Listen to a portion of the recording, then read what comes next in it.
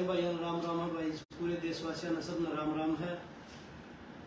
एक बार जुड़ जाओ, फिर एक अहम मुद्दे पर बात करेंगे जो समाज में जो जहर बोला जा रहा है उस आदमी द्वारा, उस मुद्दे पर चर्चा करेंगे। एक बार सारे भाई जुड़ जाओ।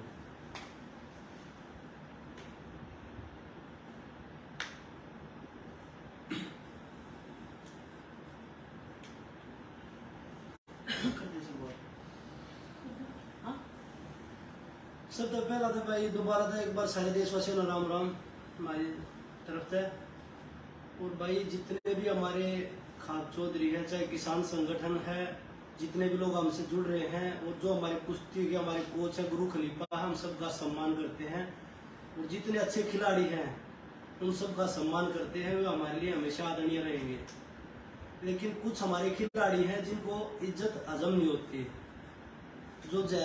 जो समाज में जहर घोलने का काम कर रहे हैं। अभी भी बोल रहे कि भाई कल जो हमारे ओलंपिक मेडलिस्ट पहलवान ने जो बोला कि भाई कुश्ती का काला दिन है, बोले ये एक ट्रायल के लिए बोल रहे हैं। तो मैं सभी देशवासियों को बताना चाहूंगा, वो ओलंपिक एसोसिएशन कमेटी के मेंबर हैं खुद। उन्होंने वो लेटर पढ़ा या नहीं पढ़ा मुझे नहीं पता, उन्होंने पढ़ना आता है या नहीं आता, वो देख कर बोला है या बिना देखे बोल दिया, क्योंकि उनका काम जहर घोलना है समाज में। उस लेटर में हमने कोई ऐसी चीज नहीं लिख रखी कि भाई हम एक ट्रायल देंगे। दूसरी बात, हमने सिर्फ समय मांगा है गवर्नमेंट द्वारा कि भाई हम सह बिन्याद अपनी बाण बेटिया की इज्जत और मान सम्मान की लड़ाई लड़ रहे हैं, हम ट्रेनिंग नहीं कर पा रहे, इसलिए हमने टाइम दिया था। ना कि हमारी एक ट्रायल ली जो फर्स्ट आओ उस गल्ला, हमारे तो वो लेटर है। अगर वो भाई ना पढ़ रहा हो, ओलंपिक मेडलिस्ट हमारे पहले भी आदरणीय थे, वो अब भी आदरणीय और आगे भी आदरणीय रहेंगे। वो चाहे कुछ भी बोले जाओ, हम बोलना नहीं चाहते, क्योंकि हमारे कोच खलीफा सब नाट रहे भाई आपस की लड़ाई नहीं है, या लड़ाई बाण बेटिया की इज्जत और मान सम्मान की लड़ाई है, इसलिए हम नहीं बोलना चाहते। लेकिन मजबूरी में जब पानी से ऊपर चला गया तो हमने बोलना पड़ा। उस भाई तो लेटर हम पढ़ा भी देंगे, आप लोग आते पढ़ा देंगे कि हमने उस लेटर में क्या चीज लिखी थी।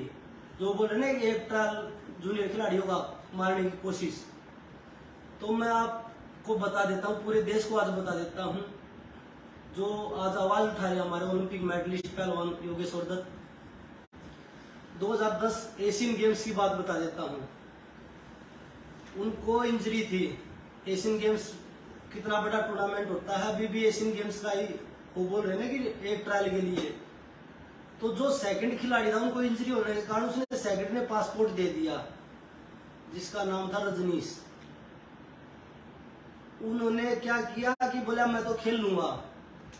सेकंड ने पासपोर्ट देने के बाद वो बोला मैं खेल लूंगा। लास्ट जब 10 दिन रह गए कि नाम चेंज नहीं हो सकता, तब बोला कि मैं नहीं जाऊंगा। देश के साथ कितना बड़ा धोखा किया उन्होंने। 2012 के बाद मैं उनसे पूछना चाहता हूं, 2012 के बाद मैं बोलना नहीं चाहूंगा क्योंकि वो हमारे सीनियर खिलाड़ी, हम बहुत रिस्पेक्ट करते हैं उनकी।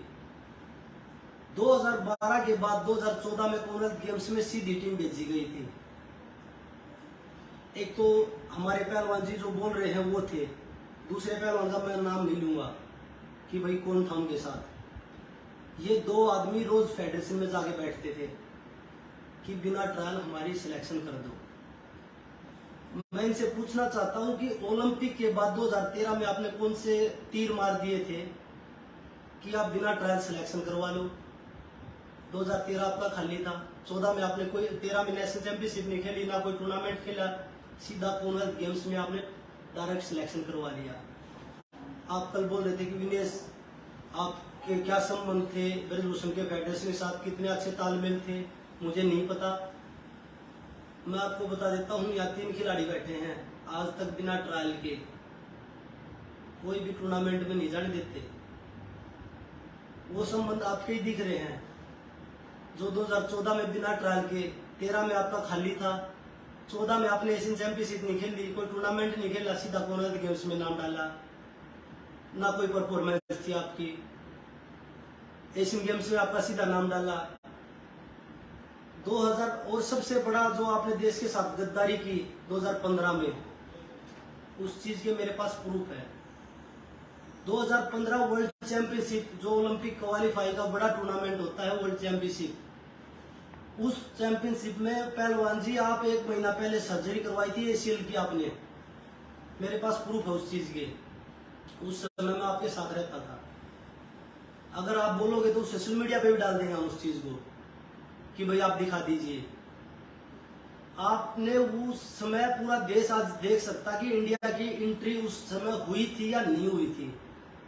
जो सेकंड था उस समय वो अमित धनखड़ था। अमित धनखड़ अगर उस समय जाता, क्या पता क्वालिफाई हो जाता, वर्ल्ड चैंपियनशिप में मेडल आ जाता। आपने इंजरी के कारण ना तो वो चैंपियनशिप खेली, ना उसमें आपने वेट दिखाया, नहीं वेट उसमें दिया आपने। ये देश के साथ कितनी बड़ी गद्दारी थी। अगर वहां पे हमारा क्वालिफाई होता, 2015 की बात है। और आप बोल रहे कि मैं जूनियर खिलाड़ियों के लिए हमेशा आवाज उठाता हूँ।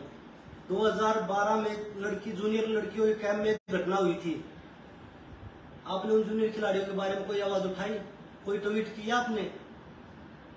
2014 में भी एक जूनियर कैंप की ही बात थी, उसमें आपने कोई आवाज उठाई? कोई आवाज नहीं उठाई। 2018 में जूनियर खिलाड़ियों का कैश अवार्ड का जो लड़ाई थी, आप तो सरकार में थे, कैश अवार्ड की लड़ाई थी, किसी खिलाड़ी के पक्ष में आपने बोला कि ये कैडेट जूनियर के बच्चे, इनको पैसे मिलने चाहिए, इनका हक सम्मान मिलना चाहिए इनको? आपने कोई ट्वीट किया? आज आप समाज के इतने बड़े ठेकेदार बन रहे हैं कि भाई खा पंचायतें कहाँ गई, किसान संगठन कहाँ गए। आपने हमेशा किसान, चाहे वो किसान की बात थी, आप हमेशा अगेंस्ट खड़े रहे हैं। कोई ट्वीट आपने किया किसानों के हक में? कोई ट्वीट आपने किया किसी भी समाज के कार्य के हक में? सिर्फ आपने अपनी राजनीति करी है। वो राजनीति है ना, फूट डालो राज करो। पहले आप एक खिलाड़ी थे, आज आप एक राजनेता हो रहे हैं। आपने आवाज, जब ये बेटियां 28 तारीख को जब वो घटना हुई, तो बेटियों को रोड पर रोंदा जा रहा तिरंगे के साथ, आप अपने आप को बड़ा देशभक्त बताते हैं, आपने आवाज नहीं उठाई। जब इन बेटियों की इज्जत और सम्मान नहीं दिखाई दिया आपने। और